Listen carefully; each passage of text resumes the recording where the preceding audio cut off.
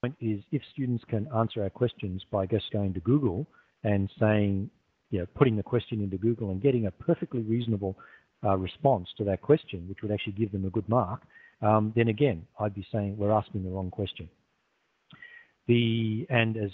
As Michael, I think, has just indicated in the text there, why don't we get students to do that? That's exactly one of the things you could do. You could incorporate students much more actively into the whole assessment regime. And certainly there's lots of people who are doing that, and there are systems that have actually been set up to have students contribute to those questions.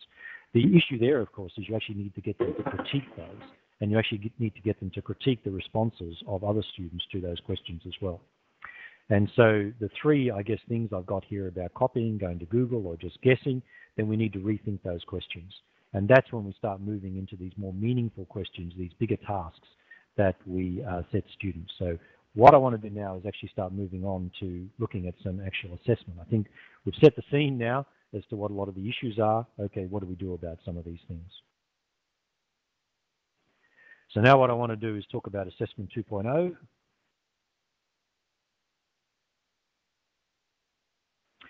And to use the diagram directly out of Bobby Elliott's work, where he has described traditional assessment, and this has often been paper-based assessment that we're used to, would be what Bobby Elliott would call Assessment 1.0.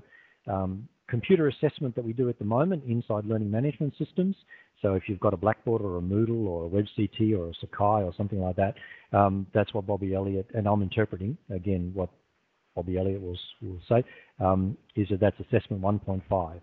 And what we need to do is to move into Assessment 2.0 and beyond, right? Because there's already some stuff that's been done with Assessment 2.0, which in Bobby Elliott's term is called tool-assisted assessment.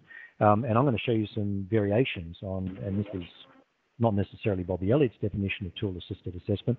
This is some of the work we've been doing on tool-assisted assessment, and then some of the work that other people have been doing as well.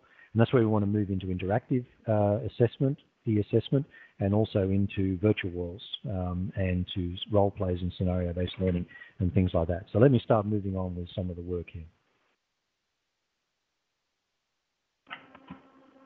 So again, this is taken from Bobby Elliott's work, where Bobby Elliott's definition then of Assessment 1.0 is that the task is given to the students, so they don't have any say in that. It's traditionally done alone. It's often very descriptive. It's often text-based, often closed book. It's often done in invigilated sessions where we have restricted access for the students to particular resources, and the teacher is the one who assesses it. Right? So that's, again, a very traditional type of regime. Now, I know we've moved a lot from that, but let's move right over to what Bobby Elliott's been saying about Assessment 2.0, where assessment could be negotiated. So in fact, we don't necessarily have to give every student exactly the same thing in terms of what we require for an output. The output can look different so long as it matches particular criteria that we've set. So it's more important that it matches the criteria than a prescriptive format that we've set for the students. It can be done collaboratively. It doesn't have to be, but it could be done that way. It's research which is, it's assessment which is researched, and my interpretation of that is that we give students resources to be able to use during the assessment so that we don't expect them just to memorize everything. We expect them to be able to use resources to be able to come up with a more complex response. It uses a variety of techniques. So it doesn't just have to be text-based, and again, it could be audio, video, or using any of the Web 2 affordances that we've seen for a lot of these social networking sites. It tends to be much more open. It tends to be done not in a time-prescribed manner, because a lot of our assessment at the moment is done in a very time-prescribed way, and that's not really how we do real problems. Even though there is a set period of time in which we need to do to solve a problem, it doesn't necessarily have to be 3 hours sitting at a desk. So again, it's trying to look at that to be much more flexible in terms of the time period that we're associating with the assessment tasks, and of course incorporating self and peer assessment. Now again, there's nothing new, I guess, in a lot of this. It's really just saying, how do we do this in a way which is going to be manageable? So now I want to start talking about e-assessment, online assessment, and why we would bother wanting to move down the track of putting some of our assessment online.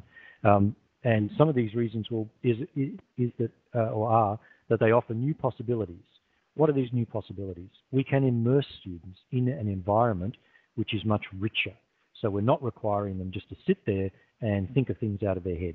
We're actually giving them an environment in which they can interact, and that interaction then actually changes the way they're going to do a response to an assessment task. And we're allowing them to use those resources within their assessment task. It also allows for interactivity. In other words, that the assessment activity itself requires interacting with either other people or with other resources to be able to construct that response. And I've used that term construct responses before, because what we're saying is we need to be able to get students to be able to be constructive in their assessment tasks, not just to be selective in terms of trying to pull out things from their memory. So one of the ways we can do that is give them resources, give them things to do, give them things that they can use inside their assessment tasks.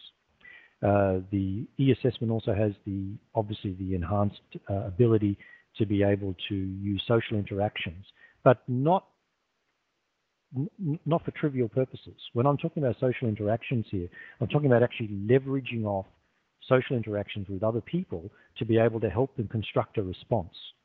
So it's not just social response as in trivial social interactions, but meaningful, deep social interactions where we use other people to be able to help us do those responses. And certainly in the whole Web 2 environment and the virtual environment, we're seeing assessment now starting or potentially being able to look much more like games.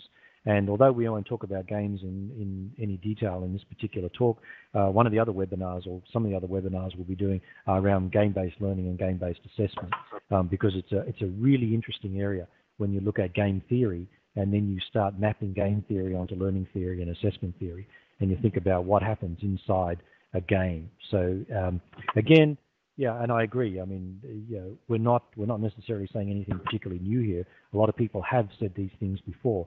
What we're trying to look at here is how do we actually do all these things in an environment which is actually productive for the students and actually productive for the teachers as well. And this business about advanced skills that I've got up here and capabilities, by giving students tools to be able to use, we should be able to ramp up the level of the response that we expect students to be able to make. So once again, Chad, is it? Yeah, Chad wants to make a comment, so I'll stop talking for a second here.